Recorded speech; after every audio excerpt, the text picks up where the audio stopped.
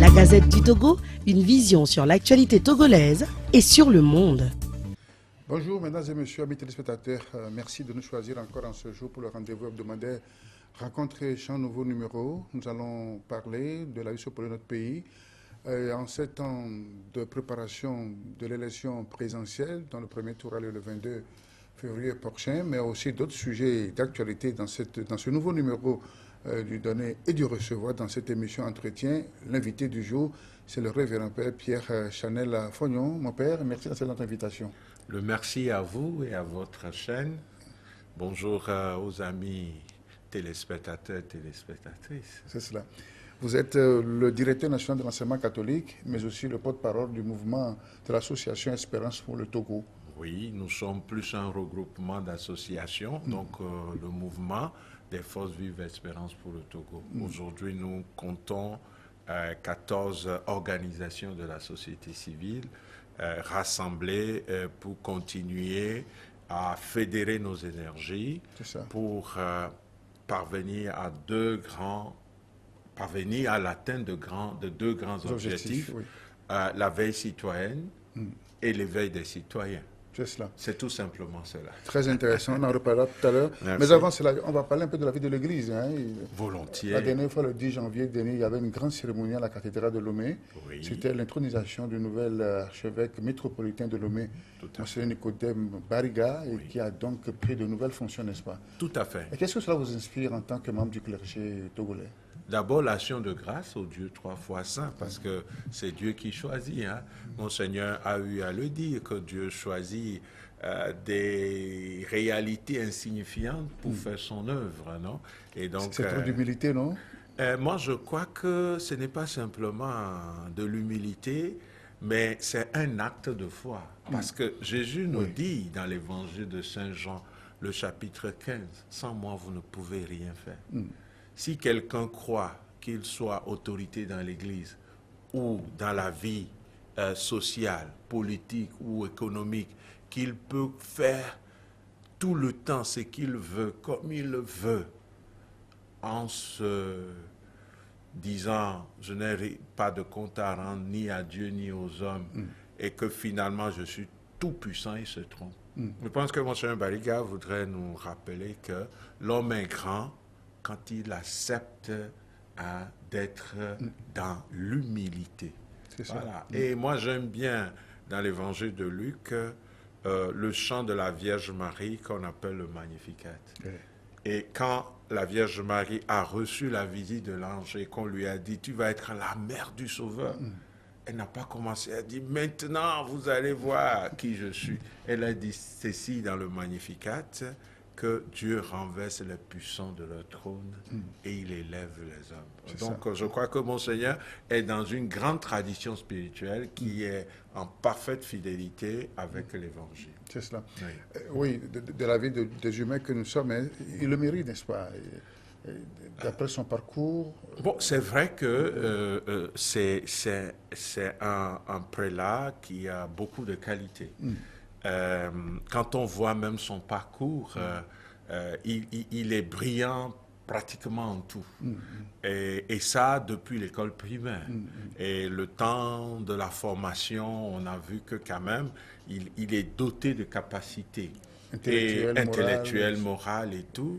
Et puis, il a eu un parcours vraiment par rapport à la plupart des membres du clergé. On doit dire que c'est un parcours exceptionnel. Dans son ministère, c'est ça? Oui, par rapport au ministère, même par rapport à la formation, parce qu'on ne va pas l'oublier, hein, Monseigneur Bariga, c'est un diplomate, au sens plein du terme, parce que le Vatican est en même temps un État. Et le Vatican, à travers ce que nous appelons annonciature, déploie effectivement une diplomatie. C'est le nom qui change, mais c'est l'ambassade. L'annonciature, c'est l'ambassade du Vatican. Donc, c'est quelqu'un qui a travaillé aussi dans des périodes difficiles. Hein. Il a géré, disons, l'annonciature en Côte d'Ivoire durant la guerre. Il a fait beaucoup de pays de l'Amérique latine. Il était en Israël hein, quand l'appel du Seigneur l'a l'a rejoint. En tout cas, c'est quelqu'un qui est bien préparé.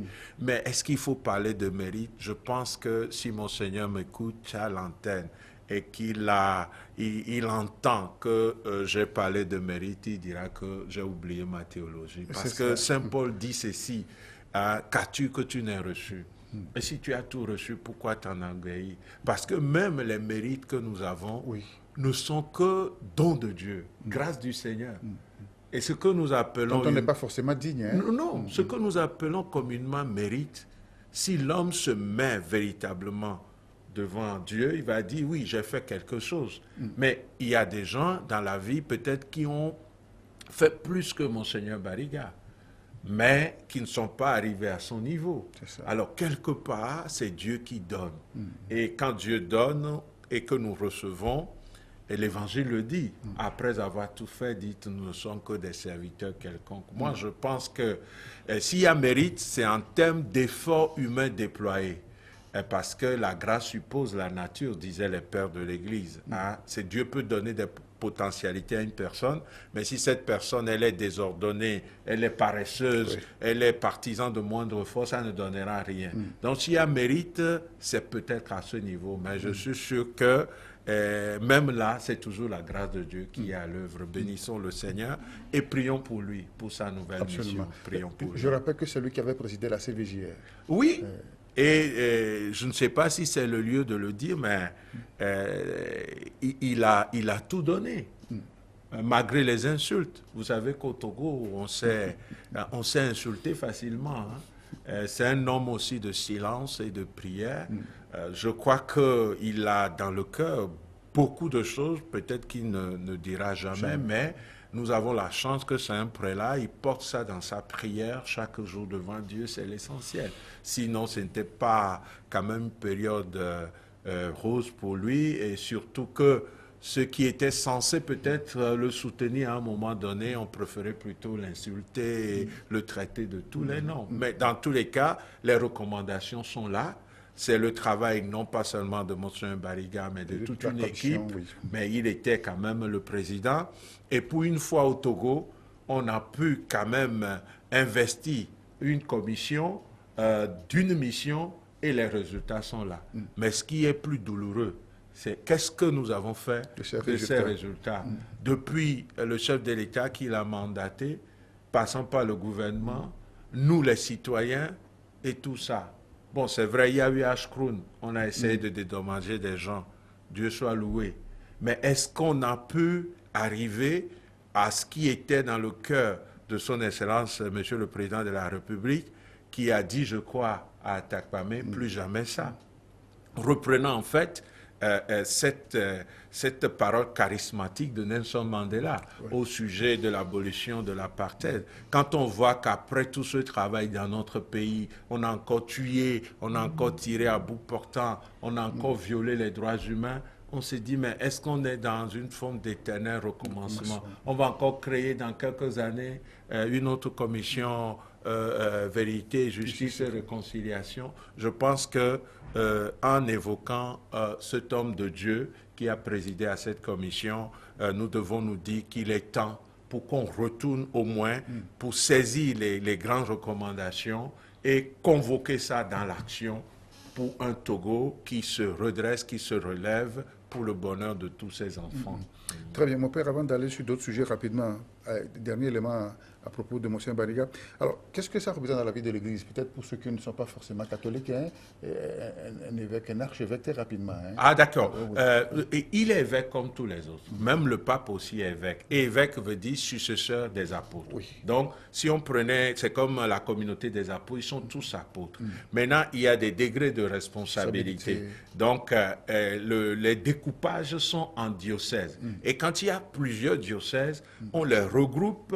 Et quand on fait ce regroupement, tantôt c'est une province ecclésiastique, tantôt c'est l'archidiocèse. Et à la tête d'un archidiocèse, on a un archevêque. Et il est métropolitain, cela donne un certain nombre de droits vis-à-vis de la façon de répondre auprès du Saint-Siège, auprès de l'Annonciature, ainsi de suite. Si on doit donner tous les détails, il faut entrer dans ce que nous appelons le droit canon, qui sont les thèses de l'Église. Ça risque d'être long et d'ennuyer peut-être les non-catholiques. Tout à fait. Oui. Et peut-être en route vers cardinal. C'est difficile à dire, hein? C'est difficile à dire, mais on laisse le Seigneur conduire non seulement son histoire, mais aussi l'histoire de l'Église au Togo. Parce que dans tous les cas, un cardinal, ce n'est pas d'abord pour ses beaux yeux, mais c'est toujours pour la mission, c'est toujours pour le service. Pourquoi pas? Mais ces choses ne dépendent ni de lui, ni de moi, et encore moins de la communauté de foi tout de suite.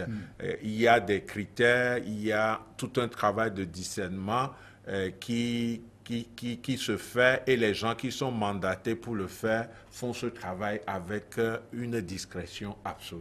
Tout à fait. Oui. Merci mon père pour cette introduction portant sur la vie de l'Église et notamment cette nouvelle mission de Monseigneur Nicodème Bariga.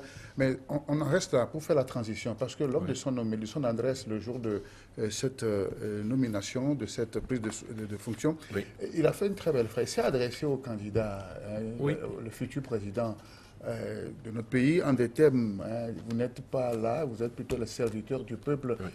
Et ces propos, est-ce que ça cadre un peu à votre lettre? Vous avez fait une lettre ouverte aux potentiels candidats à la présidentielle de 2020. Oui.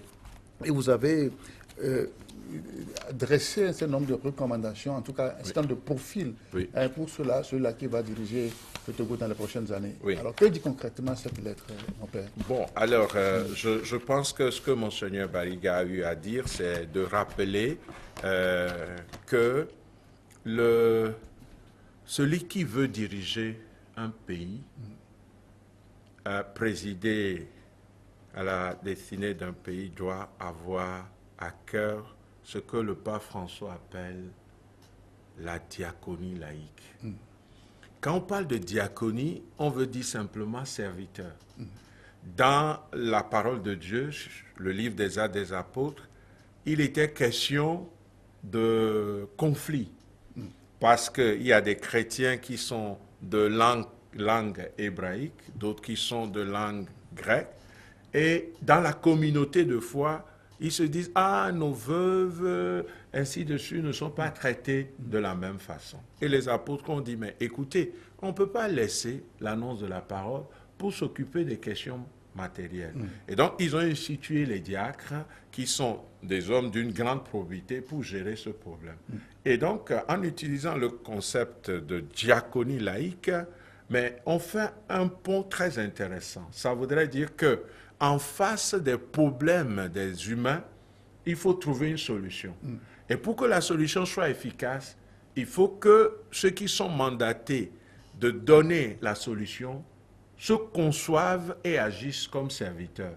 En ce moment, ils sont diacres. Et ce qu'ils font, c'est la diaconie. La dimension laïque qui s'ajoute, c'est que c'est de la même façon que dans l'Église. On est investi pour être simple serviteur, que normalement, celui à qui on donne mandat de conduire une société des hommes doit comprendre qui il est serviteur. Et c'est du pape François, mais en fait, Monseigneur a eu à reprendre ce qu'on trouve dans la doctrine sociale de l'Église. Hein. Ici, j'ai en l'antenne le compendium de la doctrine sociale de l'Église. L'Église dit beaucoup de choses. On dit, ah ben oui, maintenant ils sont en train de faire la politique, on en a marre d'eux.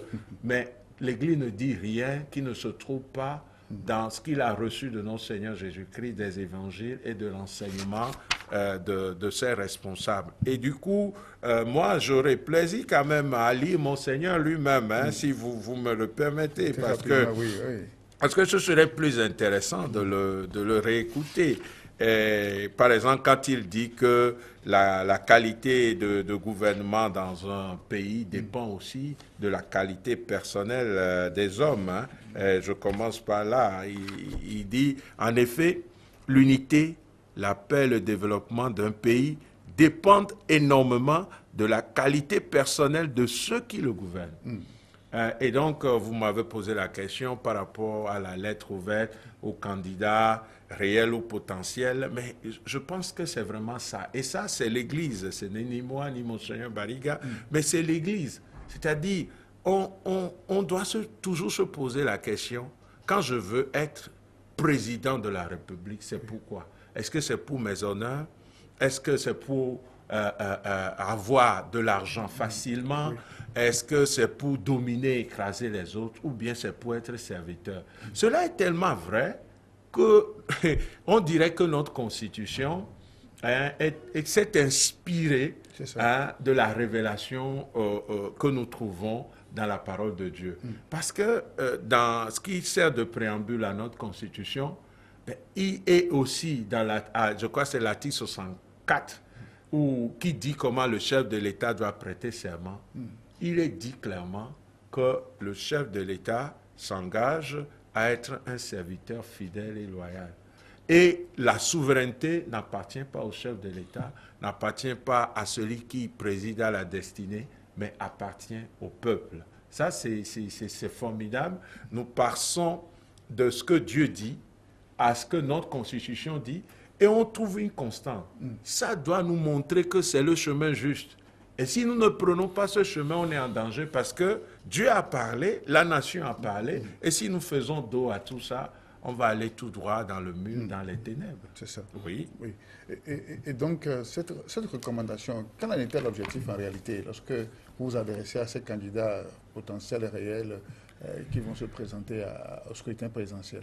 Bon, comme j'ai eu à l'écrire le 6 janvier 2020 passé, c'est que quand j'observais le débat, les positionnements, les prises de parole des différents acteurs ou candidats potentiels, j'avais l'impression que le vrai souci, ou bien ce qu'ils affichaient, c'est ceci: conquérir à tout prix le pouvoir, ou bien conserver à tout prix le pouvoir.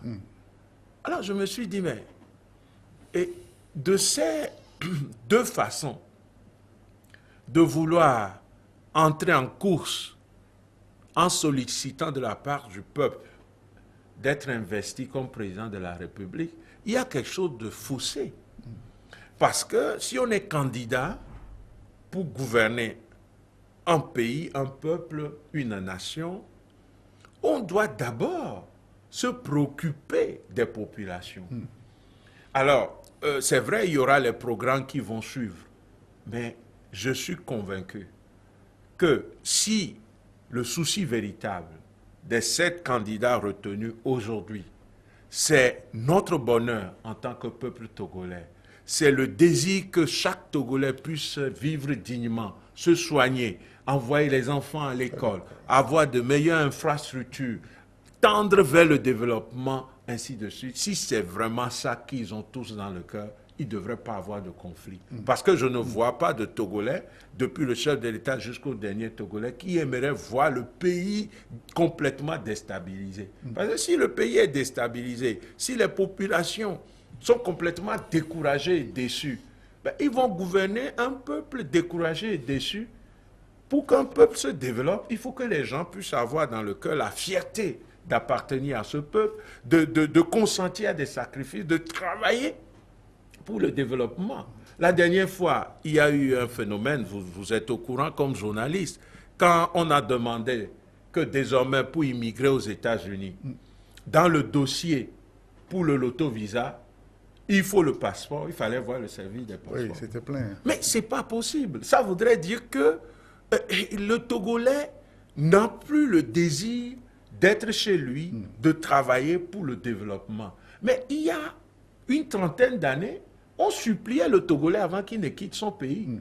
Parce que les gens avaient une certaine fierté, les gens voudraient quand même être chez eux et travailler. Ce n'est plus tout à fait le cas. Et s'il y a des candidats, des gens qui veulent diriger ce peuple et se comportent simplement en termes d'être au pouvoir à tout prix ou d'arriver au pouvoir à tout prix, sans prendre le temps d'écouter les populations, de répondre à leurs besoins fondamentaux, bah, ils seront en train de commettre des erreurs graves. Et moi, je le dis, si l'histoire ne leur reproche rien, si Dieu ne leur reproche rien, qu'ils soient convaincus que leur conscience, au niveau de leur conscience, ils ne vont pas échapper tôt ou tard. Et donc, qu'ils prennent en considération cela. Oui. Alors, sauf que dans cette lettre, on vous reproche que vous n'avez pas été totalement neutre. Hein. Vous avez longuement cité une formule du président sortant qui n'a pas plu à tous les esprits togolais, qui n'a pas plu à tout le monde. Oui, je crois qu'il y a quelque chose chez nous au Togo que nous devons corriger. C'est la diabolisation de l'autre. Pour moi, le chef de l'État, c'est un homme respectable.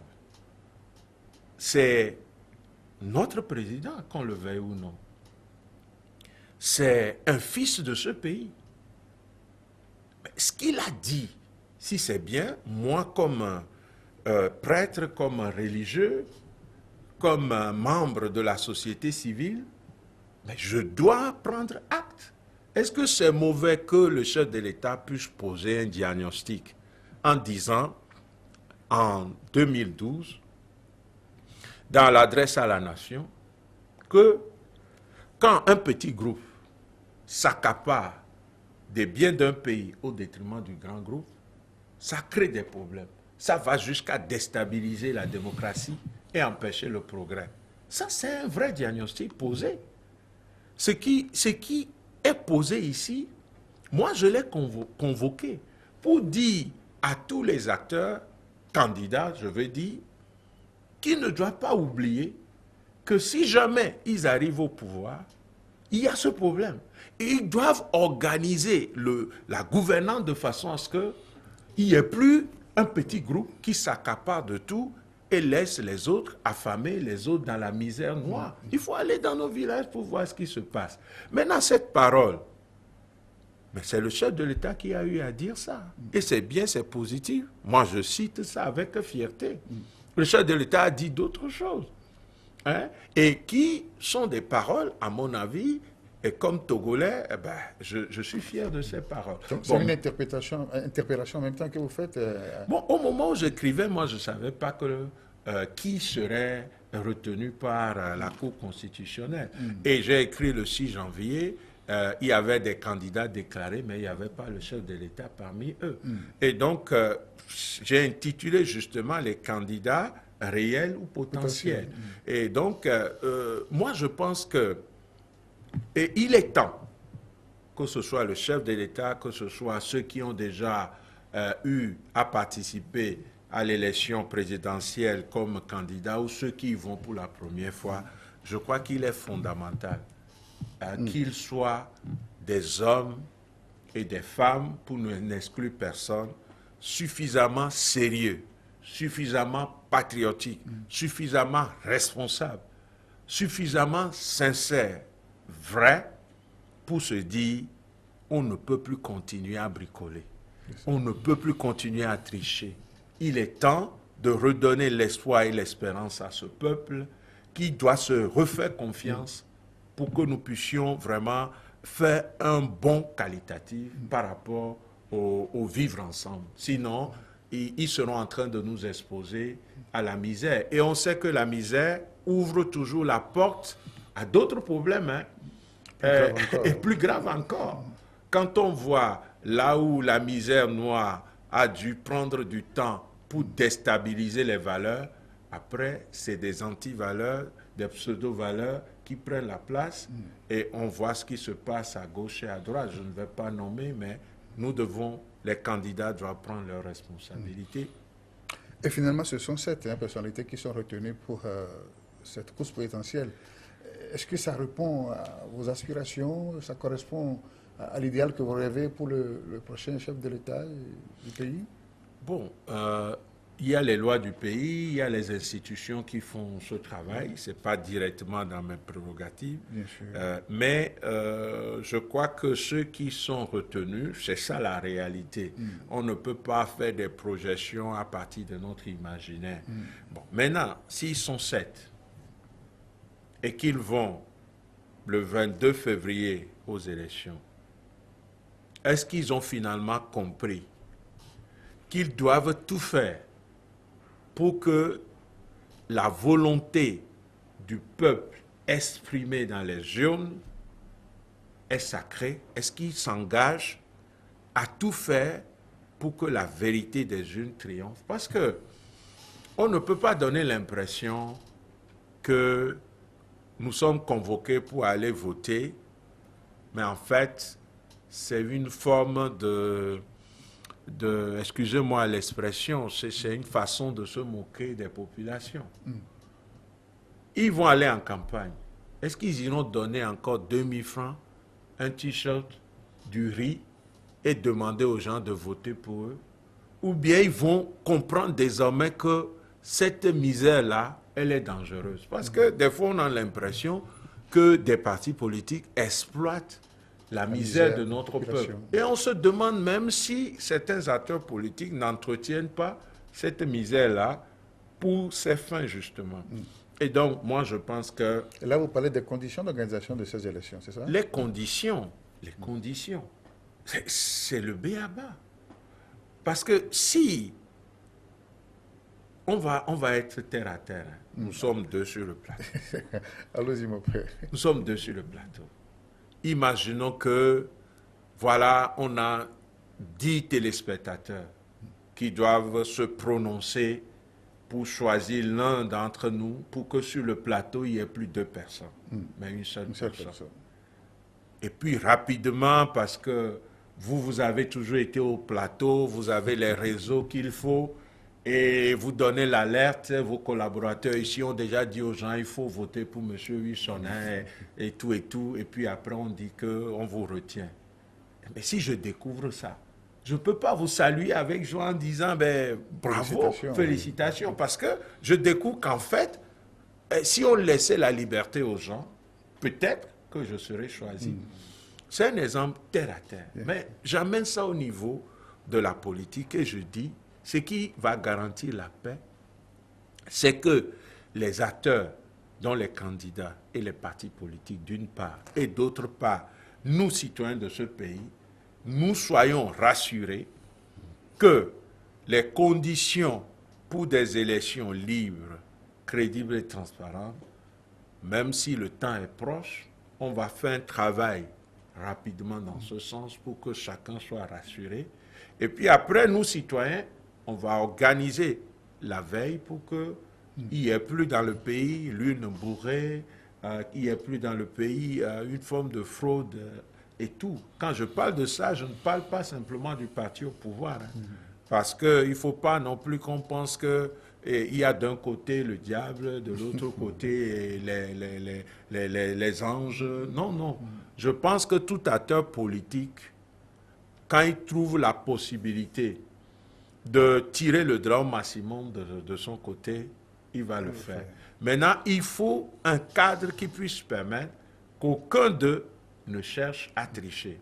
Et ça, si ce travail n'est pas fait, peut-être que nous irons aux élections, il y aura les résultats, mais on n'aura pas redonné aux Togolais la confiance et l'espérance nécessaires pour être plus engagés à travailler pour le développement de notre peuple. C'est ça.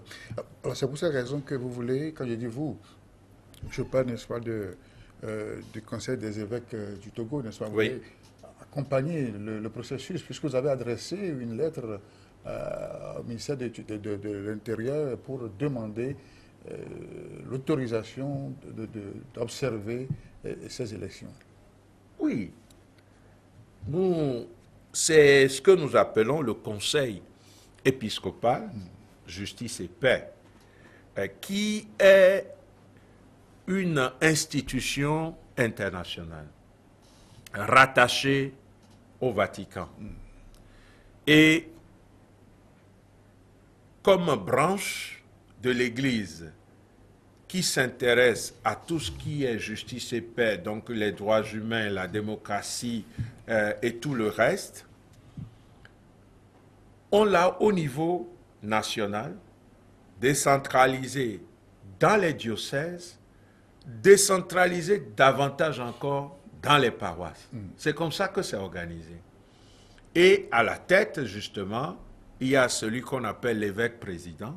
Actuellement, c'est Monseigneur Nicodème Bariga. Et il y a un secrétaire général. Actuellement, c'est le père Gustave Sanvi. Alors, c'est ce secrétariat qui est un service de la conférence qui a eu à faire des démarches parce que déjà, pour observer les élections locales, municipales, il y a eu un refus et dans un communiqué des évêques, ils ont quand même dit que l'Église ne détient pas, disons, de financement illicite ou quoi que ce soit. Ils ont répondu brièvement, mais ils ont quand même répondu dans un communiqué qui comportait d'autres éléments. Ça a échappé à beaucoup de Togolais. Et donc, l'Église est toujours une réalité à la fois spirituelle et temporelle. Et elle n'a jamais pour ambition de créer des conflits. Au contraire, la dimension religieuse amène toujours à chercher le bien, à faire en sorte qu'il y ait la promotion des valeurs. Du coup, il y a eu d'autres démarches à l'endroit de la CENI.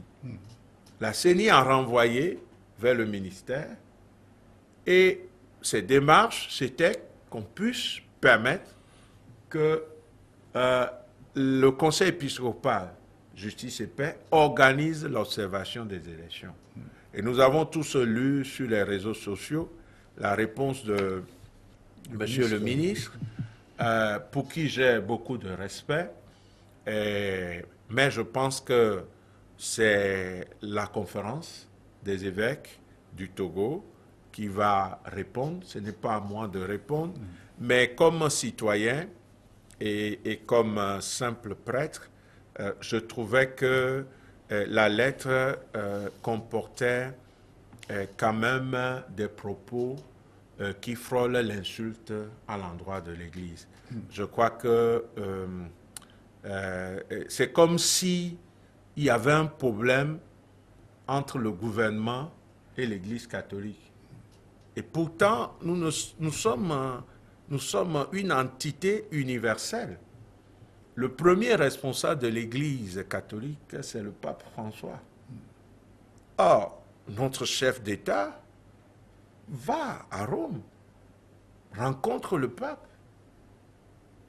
Et aujourd'hui, dans cette lettre, on dirait que nous sommes une société de bandits, en train de faire peut-être de blanchiment d'argent, et on déclare qu'on ne connaît pas nos sources de financement. Mais qu'est-ce que l'Église catholique fait en cachette? Les hôpitaux, les écoles, les œuvres sociales, c'est sur la base du volontariat, de la générosité des gens. Moi, quand j'ai lu la lettre, franchement, moi, personnellement, j'étais choqué. Non, mais il était question de savoir où l'Église est-ce que l'Église a les moyens financiers pour supporter les coûts, les charges, n'est-ce pas, de cette observation. Mais dans tous les cas, l'Église n'a jamais eu suffisamment de moyens avant d'oser sur le terrain de la charité, de la liberté, de la vérité et de la justice. Est-ce que l'Église avait tous les moyens avant d'ouvrir un hôpital à Afanya? Ou par la grâce de Dieu est venu au monde notre chef d'État? Ah oui, c'est une fierté pour nous. Hein? À l'hôpital Saint-Jean-de-Dieu d'Afanya. À l'hôpital Saint-Jean-de-Dieu d'Afanya.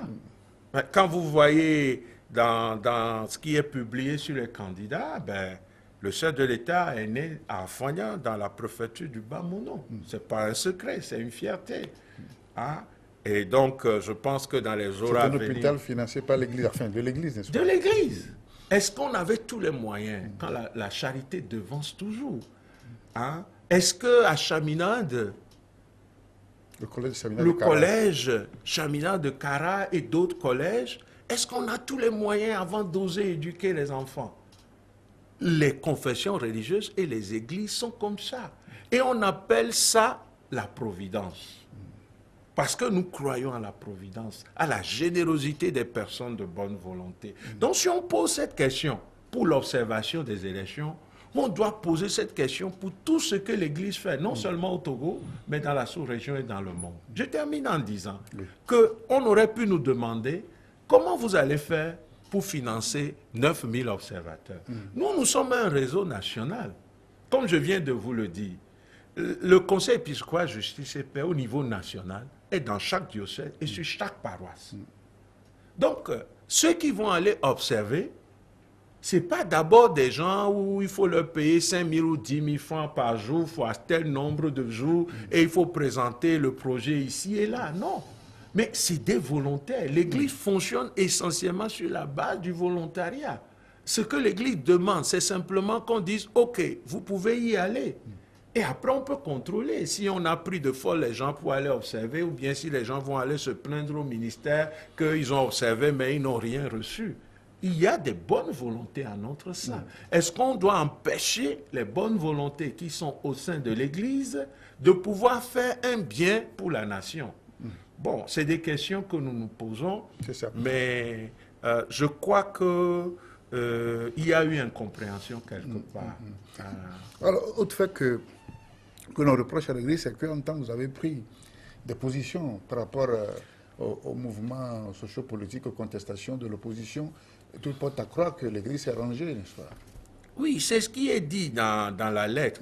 Et la lettre que M. le ministre a signée, avec tout le respect que je lui dois, c'est le message de la conférence des évêques du Togo à la nation à l'approche des élections de 2020. Et c'est signé par tous les évêques. J'ai le texte ici, on est à la télé si on veut montrer. Et c'est du 21 novembre 2019. Mais quand on prend la lettre dans son ensemble, ben, les évêques ont interpellé tous les acteurs. Ils ont interpellé l'opposition. Et certains étaient fâchés aussi parce qu'ils ont dit que le message a mis dos à dos l'opposition et le pouvoir.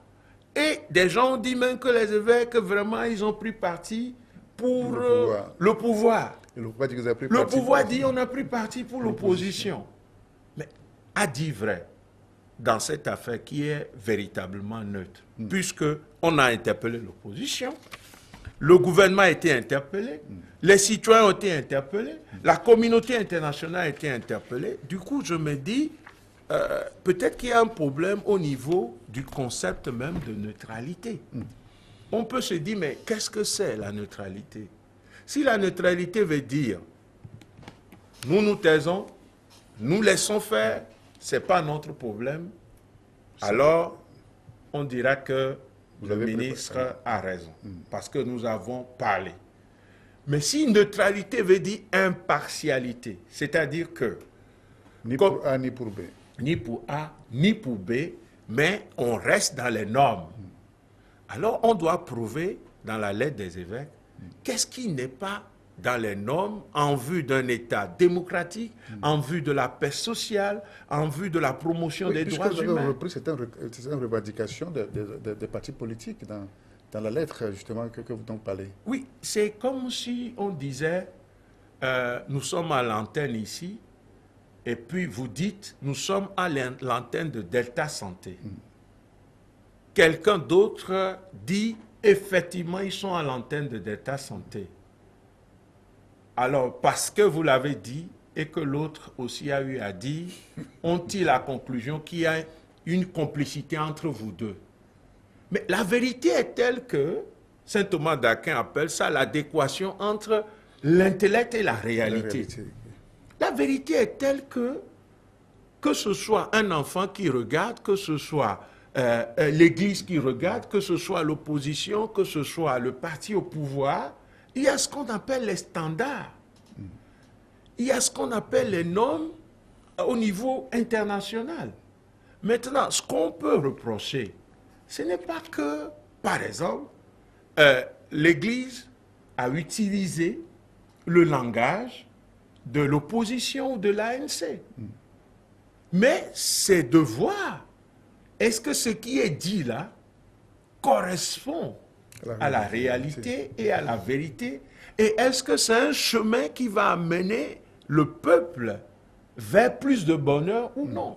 C'est ça qu'on doit regarder. Sinon, on va arriver à un point dans le pays où quand ils te parlent, même si c'est vrai, on va tourner le dos parce qu'on ne veut pas utiliser l'idée ou bien ce que l'autre a eu à dire, tout simplement parce que j'ai peur qu'on me taste d'être de l'opposition ou d'être du parti au pouvoir.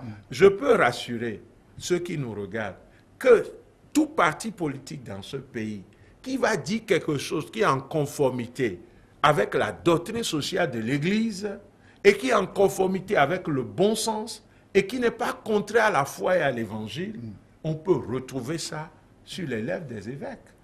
C'est le contraire qui devait inquiéter, à mon humble avis. Peut-être que je me trompe, mais c'est mon avis qui est personnel. Non, peut-être que c'est parce que pendant longtemps aussi l'Église n'était pas aussi du côté du peuple, ou en tout cas cette position que vous prenez maintenant par rapport à un passé relativement récent où on pensait que l'Église était tellement confondue au régime. Bon, ça c'est ce que j'appelle les aléas historiques. Parce que on ne peut pas, en tout cas, je ne défends pas les églises, mais quand on rentre dans l'histoire du Togo depuis les indépendances et qu'on regarde, on ne peut pas dire que les églises se sont éloignées des populations.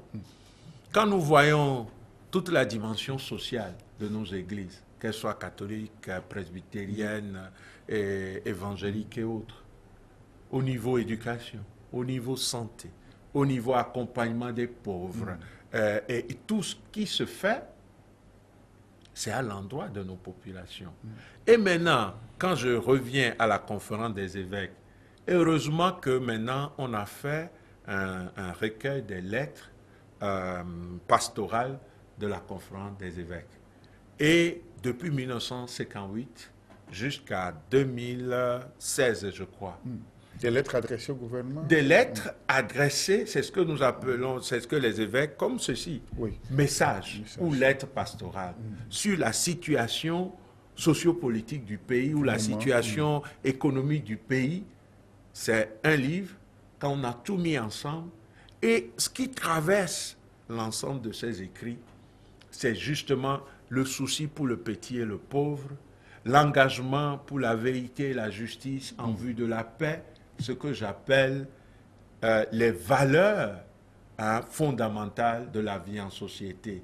Et la doctrine sociale de l'Église en parle aussi. Quand on parle de ces valeurs fondamentales de la vie en société, il y a d'abord la vérité, ensuite la justice, suit je reprends, d'abord la vérité, la justice, la charité, et le quatrième m'échappe, mais ça va revenir. Donc, ces valeurs-là, la doctrine sociale de l'Église est claire là-dessus. Et c'est ça qui ouvre la porte pour la paix. Donc on ne peut pas... Peut-être qu'il y a eu des aléas où on a cru que l'Église était du côté du pouvoir pour écraser les populations. Mais quand on va plus profondément, si l'Église tourne le dos aux pauvres, elle n'est plus Église. Parce que l'Église ne peut pas cacher sa dimension prophétique. Ce qui fait l'être de l'Église et de tout baptisé, c'est justement que nous sommes des prophètes. Le baptême a fait de nous des prêtres, des rois et des prophètes. On peut peut-être cette question, vous avez lu également sur les réseaux sociaux cette désignation d'un candidat pour représenter l'opposition démocratique à ce scrutin qui fait couler beaucoup d'encre de salive à l'initiative de votre doyen dans le sacerdoce, Monseigneur Philippe Van Popoyo. Alors, ma préoccupation, est-ce que dans les conditions actuelles, dans un scrutin à deux tours, est-ce qu'on a forcément besoin d'une candidature unique pour ce scrutin présidentiel? Je vais répondre et comme ma mémoire m'a redonné, le quatrième élément, c'est la liberté. La liberté. Et donc, ça fait vérité, justice, liberté et charité. Les quatre valeurs qui fondent le vivre ensemble, d'après l'Église. Et donc, effectivement, il y a eu ce que l'actualité a retenu désormais comme l'initiative Monseigneur Podro. Et je salue Monseigneur Podro en passant, avec son âge. Il continue à désirer pour le pays un état de droit, une nouvelle façon de gouverner, la promotion de la démocratie et tout. Tout le monde connaît un peu Monseigneur Kpodro au niveau tempérament. Et donc, l'initiative qu'il a eu à prendre à son âge est disons, appréciée diversement. Pour certains Togolais, il est allé trop loin parce que comme prélat, il ne pouvait pas se positionner dans un camp, et ils ont raison. Pour d'autres, il est à féliciter parce que il est celui qui, à un moment donné, a pris le devant de ce que un certain nombre de Togolais appellent la lutte. Je pense qu'eux aussi, ils ont raison. Donc, je ne vais pas trop m'appesantir sur le fait que Monseigneur Kpodro a eu à bien faire ou non. Mais aujourd'hui, cette initiative a abouti au fait qu'il y a un candidat de désigné. Les gens l'appellent le candidat de Monseigneur Kpodro. Mais j'ai eu l'occasion d'écouter une émission de Fulbert Atisso, je crois, et qui a expliqué en disant qu'en fait, ce n'est pas que Monseigneur Kpodro a fermé les yeux, a prié et puis a donné son nom. Que autour de Monseigneur Kpodro, il y a une équipe d'hommes politiques avertis qui connaissent bien la situation du Togo et d'autres personnes aussi qui ont adhéré à l'initiative, dont lui-même, je voudrais dire Fulbert Atisso, mais aussi la CDPA et d'autres acteurs. Alors, moi, je crois que ce qui est important aujourd'hui, c'est que aucun Togolais et aucun candidat ne puisse oublier cette vérité élémentaire que l'union fait la force. Et nos ancêtres, Evé ou Mina, disent Gbenodjoué doit boudoto. Et donc, nos ancêtres comprenaient très bien aussi que l'union fait la force. Et du coup, je crois qu'on est à un moment où tous les candidats, les 7, ce serait l'idéal, puissent quand même se retrouver. Les 7, les 6. Moi, j'aurais aimé même les 7. Parce que qu'est-ce qui prouve que le candidat du parti UNIR, qui se trouve être le chef de l'État, ne cherche pas profondément le bien du pays? Je pense que si on analyse les 15 années de gouvernement, on a beaucoup de choses à reprocher à son parti, parce qu'on n'a pas vu tout ce qu'on a espéré.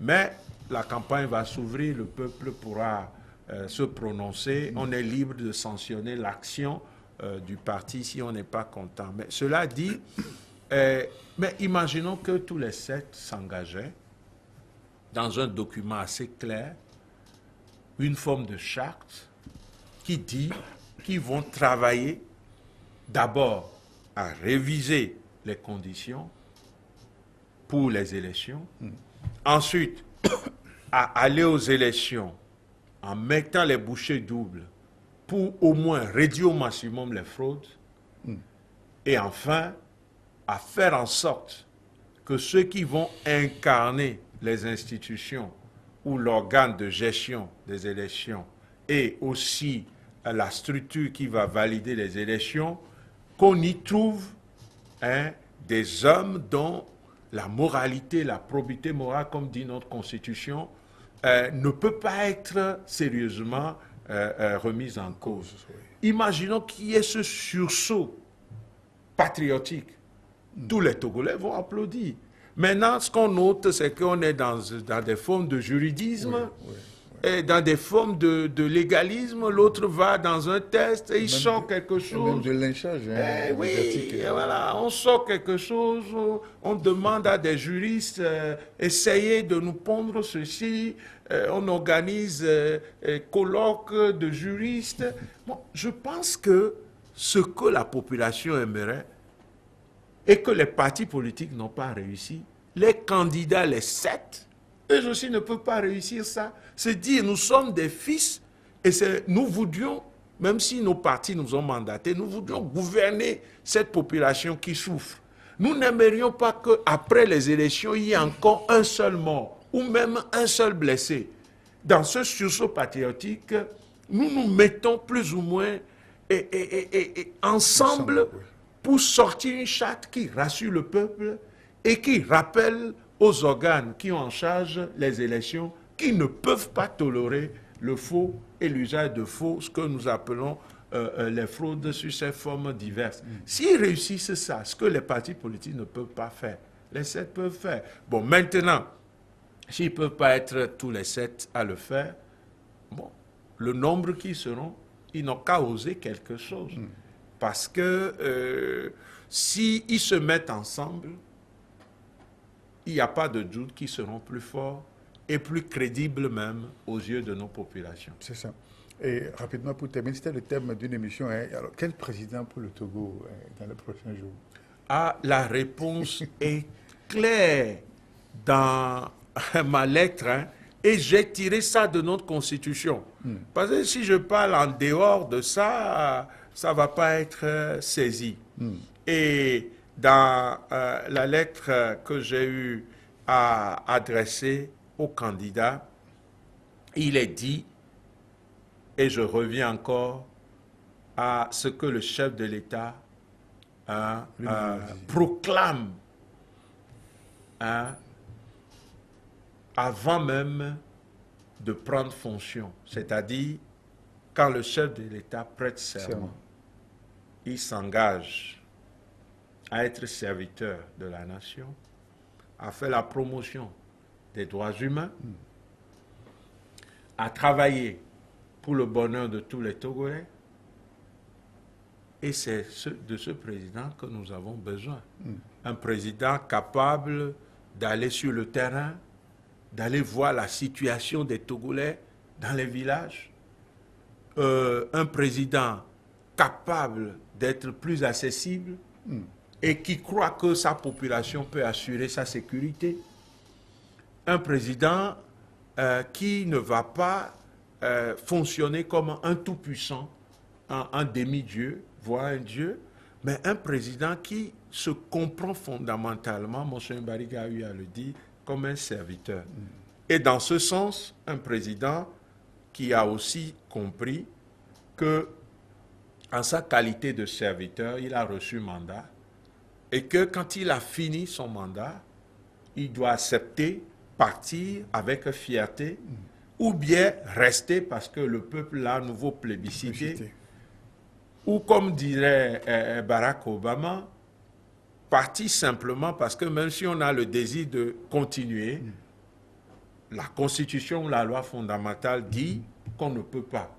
Donc un président qui a le sens du respect, des tests, de la loi, mais aussi qui respecte sa parole. Parce que c'est très important. Ce ne serait pas bien que nous ayons, dans les jours qui viennent, un président qui n'a pas le sens de la parole donnée. Je trouve que la parole, c'est la personne. Hein. Nous sommes des Africains. Elle est sacrée, oui. Oui, nous sommes des Africains. La parole a une force. Hein, il faut qu'on lit John Austin, je crois, qui parle de la force de la parole. La parole a une force. Et ce que nous disons, ça nous engage. Je pense que c'est ce que les Togolais aimeraient, hein, dans tous les cas. C'est ce que moi j'aimerais et j'ai trouvé ça dans notre Constitution. Merci mon père, Père Afognon, pour ce temps passé en studio avec nous. Peut-être vous retournez la parole pour un dernier mot, un message. Nous sommes en janvier, ce n'est pas encore fini, le premier mois de l'année. Tout à fait. Moi, je voudrais profondément, mais humblement,